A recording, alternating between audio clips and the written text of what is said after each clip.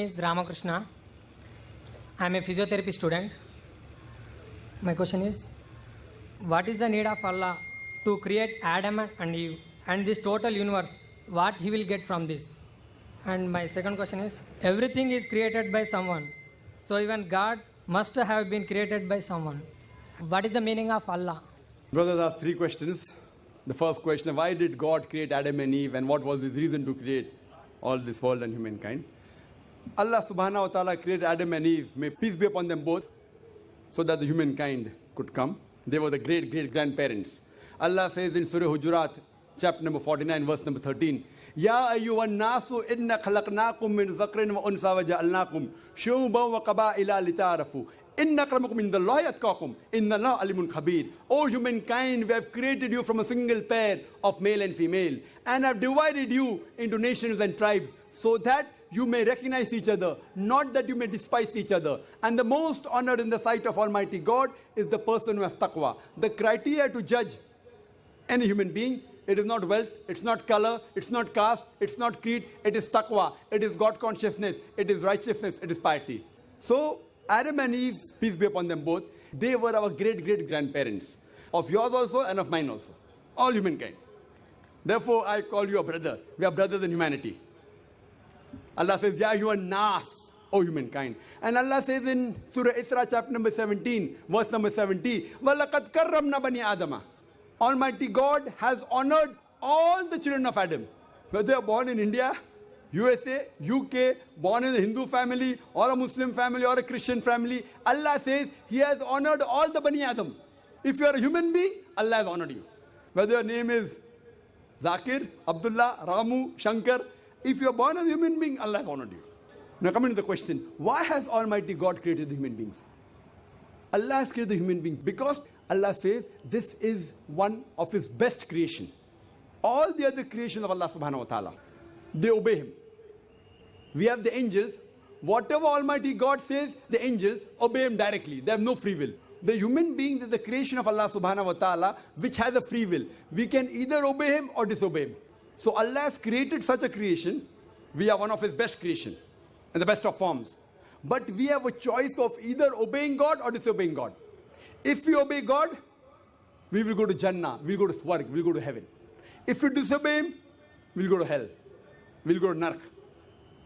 So this is a test for the hereafter. Allah says in Surah Mulk, chapter number 67, verse number 2, Allazi khalaqal mauta wal hayata. It is Allah who has created death and life to test which of you is good in deeds. So this life is a test for the hereafter. So Allah has created the human beings, and Allah says in Surah Dhariyat, chapter number 51, verse number 56, وَمَا خَلَقْتُ الْجِنَّ وَالْإِنسَ إِلَّا لِيَعْبُدُونَ. That we have created the jinn and the men not but to worship Him. So we are supposed to worship, obey the commandment of Allah subhanahu wa ta'ala. So this is the different creation of Allah subhanahu wa ta'ala, which has the free will of even going against Allah subhanahu wa ta'ala or obeying Him.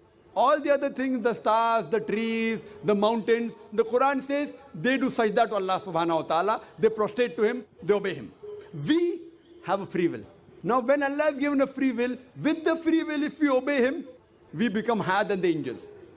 With the free will if we disobey Him, we become the partners of the devil. So He's created us for the test for the hereafter. Coming to your second question. Everything has a creator. Who created? God. If anyone says everything has a creator, it is a wrong statement. Every created thing has a creator. The definition of God is He is uncreated. The moment you say who created God, He's not God. The definition of God is He is uncreated. Suppose a person comes and asks you, that brother, my friend John, he was admitted in the hospital. He gave birth to a child. Can you guess, was it a girl or a boy? Can you guess? Try it out. Guess. Can't guess. Why? Can you on the microphone? Can you guess, was it a girl or a boy? Huh? See, brother John, he was admitted in the hospital. He gave birth to a child. Was it a girl or a boy?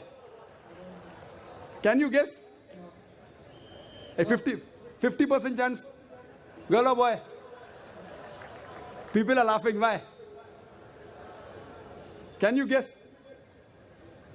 Can't guess. Why? Even if you guess, can you get the answer right? Achha, can you guess? I'll give you two chances. Was it a girl or a boy? Try it out. Girl. Brother, can a man give birth to a child? Ah, there you made a mistake. Same way you made a mistake by asking who created God. A man cannot give birth to a child. So where's the question of it being girl or a boy? See, now you understood. Ah, now that's good, brother. So it was a man cannot give birth to a child. So where's the question of a girl or a boy? So when you're asking who created God, God by definition, Allah by definition is uncreated. The moment you say who created Allah, He's not Allah. Walam yakul lahu kufuwan ahad. There's nothing like Him. Coming to your last part of the question, who is Allah? Who is Allah? The best definition I can give you is quote to you Surah Ikhlas, chapter number 112, verse number 1 to 4. It's mentioned in the Quran, Kul hu Allahu ahad. Say He's Allah one and only. Allahu samad. Allah the absolute eternal. Lam yalid wa lam yulad. He begets not nor is he begotten. Walam yakul lahu kufuwan ahad. There's nothing like Him. This is a four-line definition of Allah subhanahu wa ta'ala. Any human being, any person says so and so candidate is God. If that candidate fits in this four-line definition, we Muslims have got no objection in accepting that candidate as God. Four-line definition. This is the litmus test for theology, for the study of God. First is Qul huwallahu ahad. Say He's Allah one and only. Allahu samad. Allah the absolute eternal. Lam yalid wa lam yulad. He begets not nor is he begotten. Walam yakul lahu kufuwan ahad. There's nothing like Him. If you go to the Hindu scriptures, the same is mentioned in the Hindu scriptures. Kul huwallahu ahad is mentioned if you read Chandogya Upanishad, chapter number 6, section number 2, verse number 1. Ikkam evidityam. God is only one without a second. Second test. Allahu samad. Allah the absolute eternal. Bhagavad Gita, chapter number 10, verse number 3 says, I am known as the Lord of all the worlds, the unbegotten, the beginningless. Third test. Lam yalid wa lam yulad. He begets not nor is begotten. It's mentioned in the Shvetashvatara Upanishad, chapter number 6, verse number 9. Nachas kasij, janita na chadipa. Of Him there are no lords. He has got no parents. Almighty God has got no father. He has got no mother. And walam yakul lahu kufuwan ahad. There's nothing like Him is mentioned in Shvetashvatara Upanishad, chapter number 4, verse number 19. And Yajurved, chapter number 32, verse number 3, where it says, Na tasya pratima asti. Of that God, there is no pratima, there is no idol, there is no image, there is no photograph, there is no sculpture. Who says that? Yajurved, chapter number 32, verse number 3. Same as, Walam yakul lahu kufuwan ahad. So any person saying so and so candidate is God, if that candidate fits in this four-line definition, we Muslims have got no objection in accepting that candidate as God. For example, some people say, Bhagwan Rajneesh is Almighty God. Once during question answer time, a Hindu told me, we don't believe Bhagwan Rajneesh to be God. I never said that the Hindus believe Bhagwan Rajneesh is God. I said some people believe Bhagwan Rajneesh to be God. Let us put this Rajneesh to test.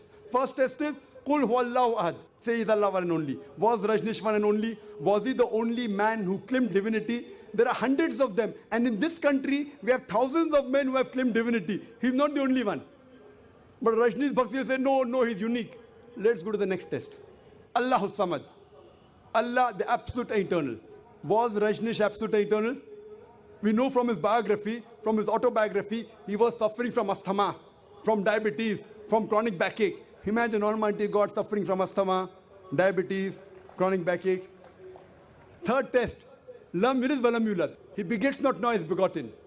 Bhagwan Rajneesh was born in Madhya Pradesh. He had a father and mother. In 1981, he goes to America, USA, and he takes thousands of Americans for a ride.